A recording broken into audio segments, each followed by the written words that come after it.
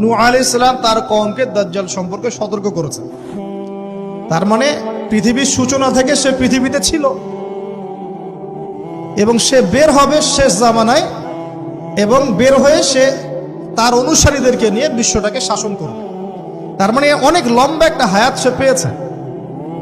কোন জাতি এত লম্বা হায়াত পায় বলেন তো? কোন জাতি, মানব জাতি এত লম্বা হায়াত পায়? এ একটা মিস্টেরিয়াস ক্যারেক্টার দাজ্জাল। সে কি? তারপরে দেখুন, নবী সাল্লাল্লাহু আলাইহি ওয়াসাল্লাম একটা হাদিসের মধ্যে বলেছেন যে তাকে ওই তামিম দারির ওই দ্বীপে বন্দী করে রাখা হয়েছে। আপনারা হাদিসে জানেন, দ্বীপে বন্দী থাকা অবস্থায় তাকে সাহাবীরা দেখেছেন অনেক বিশাল আকৃতিতে, ঠিক আছে? এবং সাহাবীদেরকে সে প্রশ্ন করছিল, তামিম দারিকে প্রশ্ন করছিল যে বাইসানের খেজুর বাগানে খেজুর কি ধরে? বলে হ্যাঁ ধরে। সে বলছে অচিরেই আর ধরবে না। তারপরে বলছে তাবারিয়া হ্রদে কি পানি আছে? সাহাবীরা বলছেন আছে। বলছে অচিরেই পানি থাকবে না। তোমাদের ওই উম্মি নবীর কি খবর?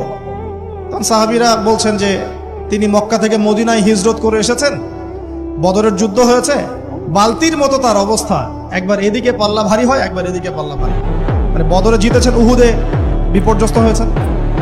তখন এই ব্যক্তি বলছে যে তোমাদের জন্য উত্তম হবে ওই ব্যক্তির অনুসরণ করা।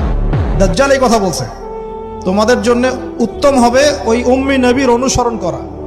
সাহাবীরা জিজ্ঞাসা করছেন আপনি কে? তো সে বলছে যে আমি হচ্ছি দাজ্জাল, আমি হচ্ছি